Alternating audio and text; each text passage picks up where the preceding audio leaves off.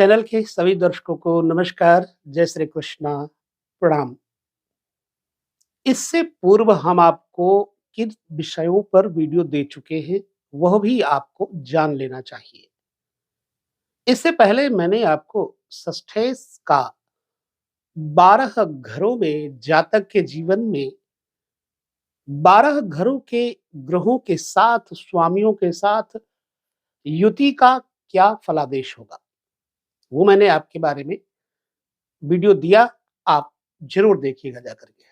दूसरा, अष्टमेश का 12 घरों के स्वामियों के साथ युति या दृग योग का क्या प्रतिफल होगा, ये मैंने आपको करीब 20 वीडियो दी हैं, 20 से 24 वीडियो हैं, तो आप उनको देखना मत भूलिएगा। अब तीसरा पॉइंट जो है मूल रूप से वह भी समझ लीजिए। तीसरा पॉइंट है जन्म कुंडली में द्वादश भाव। द्वादश भाव का स्वामी 12 घरों के साथ युति करेगा तो क्या प्रतिफल होगा। मसलन जैसे लग्न के साथ या लग्नेश के साथ अगर द्वादशेश युति करेगा, दृग योग बनाएगा, तो क्या प्रतिफल होगा। इसी भांति से धनेश के साथ बैठेगा तो क्या प्रतिफल होगा। इस वीडियो में आपको आज पता लगेगा। पहला, लग्न और द्वादश भाव एवं द्वितीय एवं द्वादश भाव का प्रतिफल जीवन में क्या होगा। हो सकता है आप पहली बार आए हो और वीडियो के बारे में ना समझ पाए, लेकिन अगर आप पूरा वीडियो देखेंगे तो आपको ये विषय यानी सब्जेक्ट अच्छी तरह से समझ में आ जाएगा। तो आइए हम चलते हैं द्वादश भाव के बारे में पहले समझ लेते हैं। द्वादश भाव जीवन में करता क्या है, किन रिश्तों को लेकर के द्वादश भाव बताता है। दरअसल जन्म कुंडली में द्वादश भाव व्यय भाव को कहते हैं, यानी कि खर्च। अब वो खर्च चाहे इज्जत का हो, सम्मान का हो, शरीर का हो, संपत्ति का हो, रिश्तों का हो, हर प्रकार से द्वादश भाव में हम समझेंगे कि रिश्ते और संपत्ति इत्यादि का खर्च जीवन में कैसे होगा। द्वादश भाव क्षरण का भाव है, यानी क्षरण, गलन, पात इत्यादि, वीर्यपात इत्यादि का भी घर है। मनुष्य के चरित्र का जो दर्शन है इसमें से किया जाता है। मनुष्य के व्यय का दर्शन किया जाता है। अगर द्वादशेश किसी शुभ ग्रह के साथ होगा तो उस जीवन में उस ग्रह के युति के कारण उस व्यक्ति को उन रिश्तों से या उन विषयों से हानि किस तरह से होती है। आइए चलते हैं। द्वादश भाव चूंकि लग्न से लेफ्ट साइड का अंतिम परिणाम देता है। मनुष्य के जीवन का समुच्चय क्या है, अंतिम परिणाम है, क्योंकि जीवन सदैव रहने वाला नहीं है, एक दिन जीवन समाप्त होता है। जीवन में कितनी वस्तुओं की कितनी कमाई की है, कितने रिश्तों की कमाई की है, ये हमारा द्वादश भाव प्रदर्शित करता है। बुढ़ापे में जीवन का क्या हाल होगा, ये हमारा द्वादश भाव प्रदर्शित करता है। जन्म कुंडली में द्वादश भाव पर एक ऐसा ग्रह है जो शुक्र है।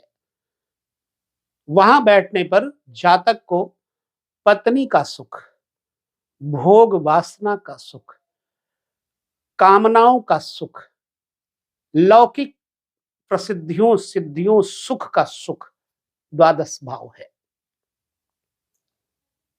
केवल एकमात्र शुक्र अगर 12वें घर में बैठेगा तो जीवन में पत्नी का सुख, गृहस्थ का सुख अच्छा देगा। बाकी अगर 12वें घर में शुभ ग्रह बैठेंगे तो जातक के जीवन में शुभत्व की कमी कर देते हैं। और इसी भांति से अगर द्वादशेश किसी भी विशिष्ट ग्रह के साथ बैठेगा तो उस विषय की कमी ले आता है। लग्न में अगर द्वादशेश बैठा हो तो इस बात का सूचक है कि ऐसा व्यक्ति कैसा स्वभाव वाला होगा।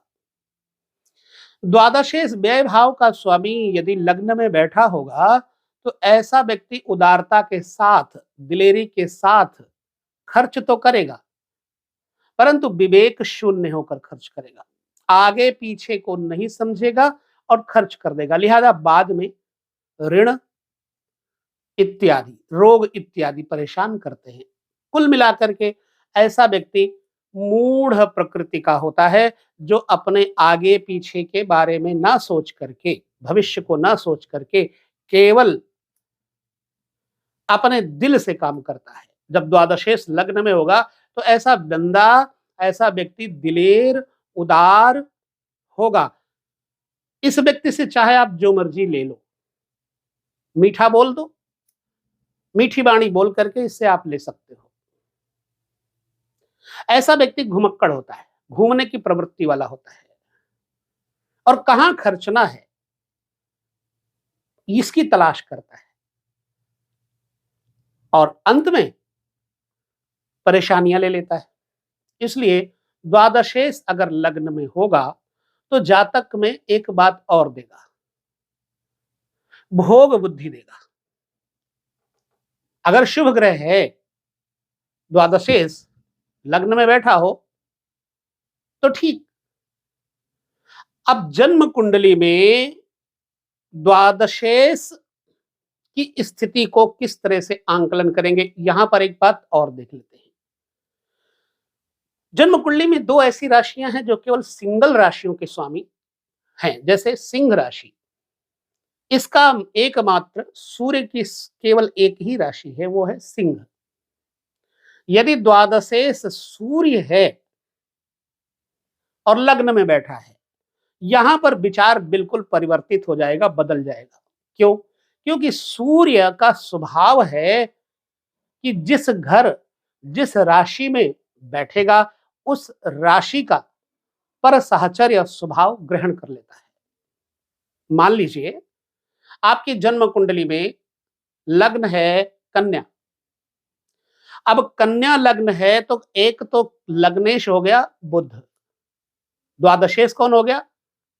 सूर्य।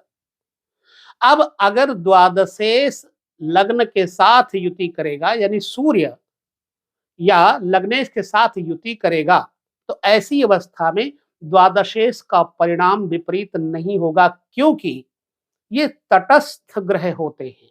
द्वादशेश सूर्य बन जाए, द्वादशेश चंद्रमा बन जाए तो तटस्थ स्थिति बन जाती है। द्वादश, द्वितीय, अष्टम, मेनली द्वितीय और द्वादश भाव के ग्रह तटस्थता का प्रतीक होते हैं, उसमें भी खास तौर से सूर्य और चंद्रमा। इसी भांति से यदि आपका लग्न सिंह है, मान लो, अब सिंह राशि है तो द्वादशेश कौन हो गया? चंद्रमा हो गया, 12वें भाव का स्वामी चंद्रमा हो गया। समझिएगा इसे अच्छी तरह से, थोड़ा समय आपको देना पड़ेगा। तो द्वादशेश अब यहां पर कौन बन गया? चंद्रमा बन गया। क्यों? क्योंकि आपकी सिंह लग्न है। अब सिंह लग्न का स्वामी सूर्य है और चंद्रमा सूर्य के मित्र हैं। ऐसी अवस्था में ऐसा जातक जिसका द्वादशेश चंद्रमा होगा और लग्नेश के साथ युति करेगा या दृढ़ योग करेगा तो लाभ देगा, हानि नहीं देगा। ऐसा व्यक्ति खर्चा जरूर करता है, उदार होता है और अंत में परिणाम उसको अच्छा मिलता है, यदि द्वादशेश सूर्य और चंद्रमा हुए तो। हम पुनः पीछे आते हैं, द्वादशेश सूर्य को ही समझ लेते हैं।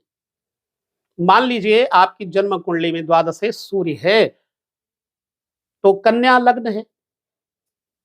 अब कन्या लग्न का स्वामी कौन है? बुध है। कन्या लग्न दो राशियों का मेल है, यानी मिथुन और कन्या दोनों राशियों का स्वामी बुध हो गया। प्रत्येक ग्रह, 2 ग्रहों के को छोड़ करके बाकी प्रत्येक ग्रह, जैसे 7 ग्रह हैं मान लो, राहु केतु को छाया ग्रह माना जाता है।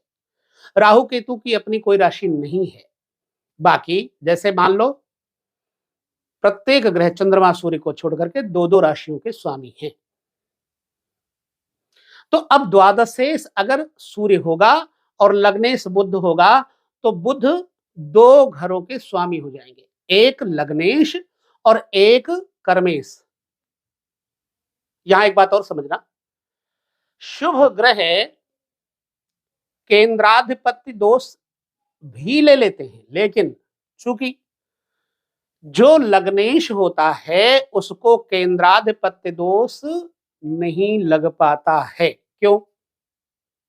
क्योंकि लग्नेश, लग्न को त्रिकोण की संज्ञा दी गई है और त्रिकोण का स्वामी, लग्न को 2 संज्ञाएं मिली हैं, एक केंद्र है और दूसरा त्रिकोण। त्रिकोण होने के नाते जन्म कुंडली में इसको केंद्राधिपत्य दोष नहीं लग पाएगा, क्योंकि 10वें स्थान में उधर राजयोग कारक बन जाएगा। इसलिए जब द्वादशेश सूर्य होगा और लग्नेश बुध के साथ युति या उस स्थान पर बैठा होगा तो ऐसा जातक बुद्धिमान, योग्य, अच्छी प्रवृत्ति वाला, उदार, खर्च करने वाला और दूसरों के किए हुए उपकारों का प्रतिफल अच्छा समझने वाला होता है। कृतज्ञ नहीं होता है, कृतज्ञ होता है। द्वादशेश बाकी कोई ग्रह होगा तो मैंने जो पहली बातें कही हैं हानि वाली, वो अवश्य ही आपको दिखाई पड़ेगी। अब हम द्वादशेश पर ही चर्चा कर रहे हैं, तो द्वादशेश अन्य ग्रह को लेकर के यदि जन्म कुंडली में द्वादशेश लग्न में आ जाता है तो ऐसा व्यक्ति आउट ऑफ कंट्री जाता है, निकम्मा हो जाता है, बाहर जाकर के विदेश में अपना पैसा खर्च करके, जो भी था पूंजी खर्च करके चला आया। अब खर्च करके आया तो खाली बैठा, कभी कभी कर्जी हो जाता है, ऐसा व्यक्ति ऋणी हो जाता है, हो ही जाएगा, क्योंकि द्वादशेश, द्वादश स्थान प्रवास भी है। द्वादश स्थान मामी का स्थान है, द्वादश स्थान का स्वामी लग्न में बैठा हो और द्वादशेश नीच का हो, ठीक है, तो या फिर द्वादशेश के साथ नीच ग्रह युति करता हो, तो ऐसे लोग ननिहाल पक्ष से कलंक लेकर के चलते हैं। यानी उनका अपने ननिहाल पक्ष में छोटी मामी के साथ देह संबंध, शारीरिक संबंध, फिजिकल रिलेशनशिप होने का 100% चांस बन जाता है और वो अपना पैसा ननिहाल पक्ष में मामी के ऊपर खर्च कर देते हैं। द्वादश स्थान चाचा का है, छठा स्थान चाची का है। यदि द्वादश स्थान चाचा का है और द्वादशेश लग्न में बैठा होगा तो ऐसे जातक को अपने चाचा के साथ रह करके बहुत नुकसान भी प्राप्त होता है। क्योंकि हम ज्योतिष के मत से चल रहे हैं, एक संस्कार और मर्यादा के अनुरूप चर्चा बाद में करेंगे किसी और वीडियो में। तो द्वादशेश जो है वो पिता का छोटा भाई, चाचा, क्योंकि पिता के घर से 10वें घर से तीसरा घर पड़ता है द्वादश। छोटा भाई और छोटी बहन पिता की, यदि बुआ और चाचा। ऐसी स्थिति में एक चीज और हमने देखा है, एक ऐसा शख्स मिला और उसने अपनी बात बताई हमें। बोले मेरे संबंध मेरी बुआ के साथ हो गए, नाजायज संबंध। मैंने कहा देखूं तो आखिर कारण क्या है। अब भैया कारण जब पकड़ा तो उसमें कारण साफ साफ नजर आया। द्वादशेश लग्न के अंतर्गत बैठा हुआ है और शुक्र उस पे अपनी युति बना रहा है, दृग योग भी बना रहा है नीच ग्रहों का। तब मैंने देखा कि इनके बुआ के साथ संबंध स्थापित हुए। तो ऐसी अवस्था में छोटी बुआ के साथ भी संबंध, छोटी मामी के साथ भी नाजायज संबंध बनने के पूरे आसार हो जाते हैं। क्योंकि कुंडली का विषय जो है अत्यंत गहन है। जितना आप खोजेंगे, शोध करेंगे, उतना ही आपको इसमें रत्न प्राप्त होते जाएंगे। जन्म कुंडली में द्वादशेश व्यय भाव का स्वामी लग्नेश के साथ बैठेगा तो जातक को चाचा, बुआ इत्यादि से संबंध मर्यादित रखने चाहिए, और उनका यदि आपको नुकसान हो रहा है तो चाचा का आशीर्वाद, चाचा को कुछ दे लेकर के प्रसन्न रखना चाहिए। ठीक है। और दूसरा उपाय, द्वादशेश अगर लग्नेश के साथ युति कर रहा हो तो ऐसे व्यक्ति को रविवार के दिन पानी में गोमूत्र डाल करके स्नान करना चाहिए। ठीक है। कमल के बीज हमेशा ऐसे व्यक्ति को अपने व्यापारिक स्थान पर रखना चाहिए। ये मेरा शोध है, इसलिए मैं बता रहा हूं। ऐसा क्यों मैंने कहा,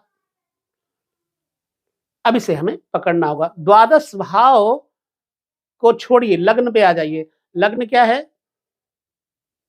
मूल जातक का शरीर है।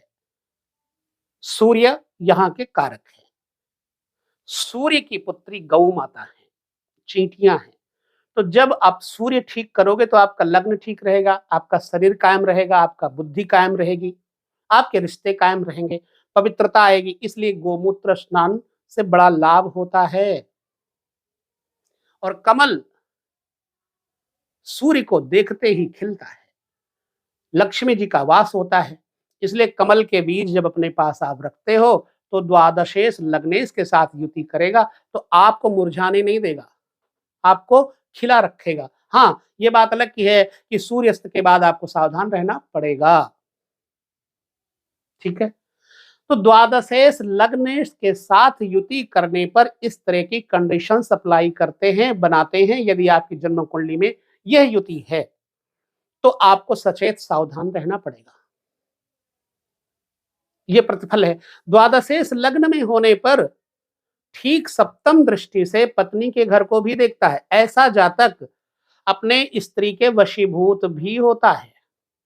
ऐसा जातक पत्नी के कहने पर चलने वाला, व्यय करने वाला भी होता है। द्वादशेश लग्नेश के साथ युति होगी तो इस तरह के परिणाम होंगे। तो अब द्वादशेश का धनेश के साथ युति होने पर क्या परिणाम आएगा, और धनेश के अलावा दूसरा स्थान और क्या है, इसके बारे में आपको हम बताएंगे। दूसरा स्थान कुटुंब है, दूसरा स्थान धन है, मुख है।